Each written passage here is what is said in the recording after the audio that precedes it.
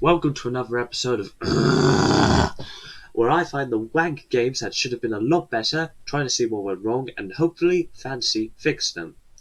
GTA is good, isn't it?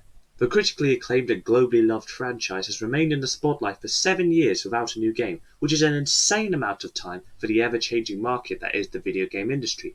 And what happens when you make revolutionary games? Others take your idea and make it their own. It happened for Doom, Dark Souls, Mario, but usually, like books and movies, devs put their own interesting spin on it, like Sonic, Sekiro, or Bright Memory.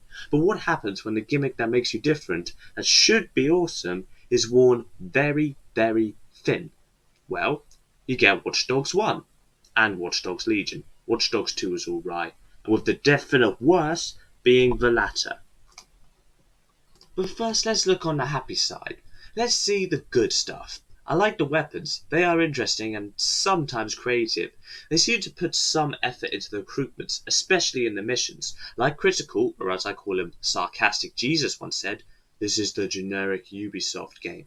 And it is. One or two of the abilities you use to the operator is fun, the visuals are nice. Apart from the water, the characters have some sort of character, in the same way the Fast and Furious characters have some sort of character, even though you could replace one of the females with a piece of cardboard with boobs drawn on it and no one would notice till the hour mark. The Deep Profiler was a brilliant idea and was actually used kinda well, but it's a chocolate nugget in a turd biscuit. Same with the DedSec thing, and the cool open world that allows you to freely do the boring missions in any way you like Breath of the Wild.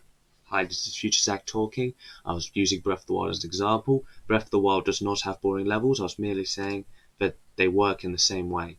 However, there's a reason it's on this video, so let's get on with it. There are so many bugs and glitches. Okay, not as many as Cyberpunk, but way more than there should be. I played Forza Horizon 4, which has around the same open world, better graphics, in my opinion, and much more content, and I've had the game glitch on me about 5 times in the 2 years I've played it. I played Watch Dogs Legion for about 5 hours, and I encountered 11, which is not including the 3 times the game crashed, most of them being collision problems, like my character or the NPCs phasing through the walls like ghosts, or sticking to the wall like glue. I heard the frame rates, especially when driving, can drop to 5 frames per second. But this is more for the PS4 and not for the later consoles, which, the majority of people own. But it's okay, because you can just go out and buy a PS5. Oh. Away. Also, they seem to have unlearned how to make driving feel good. Cars are drivable, but that's about it. The steering feels heavy and clunky, unless you make a tight corner, then it becomes way too sharp and physics go out the window. They couldn't copy-paste the scripts for driving, because in Watch Dogs 1 and 2 they were fine, but they sure as hell could for the characters, as the character models all look the same, which is not how humans work. There are also some game-breaking microtransactions. Yay! We might need a gimmick for when microtransactions come up, because it's gonna wear real thin, real fast if I keep talking about them this way.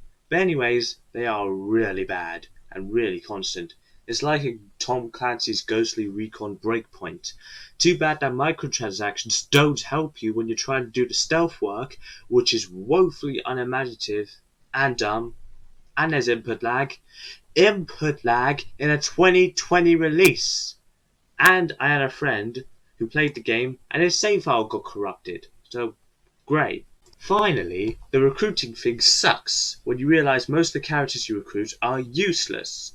The dialogue also sucks and sounds like what an AI would think the British sound like, aka the overuse of bloody wanking British slang.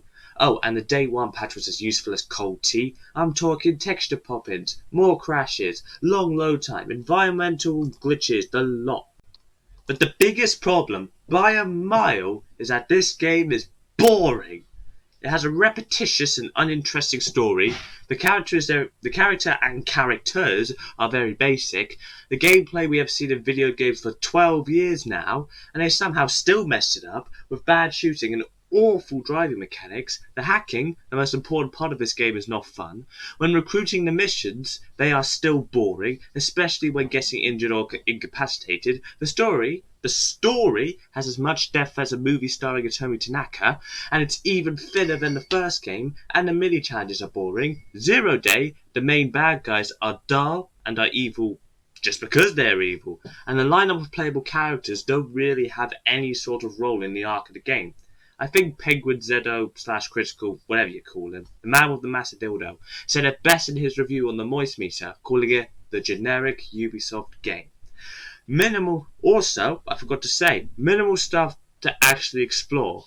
I played Genshin Impact the other day, and that open world had more interesting stuff to do in it.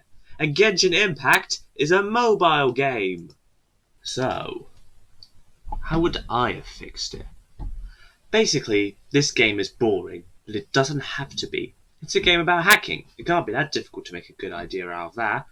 The story sucks, so I tried to rewrite it, at least a little bit of it. I saw this post on Reddit that I think would be a brilliant idea for a story. So what I'm thinking is Bryn is how it is in the game, but instead of you being a random thief dude, you are the prophesized hero who was whisked away from another country and is destined to stop the crime in this city.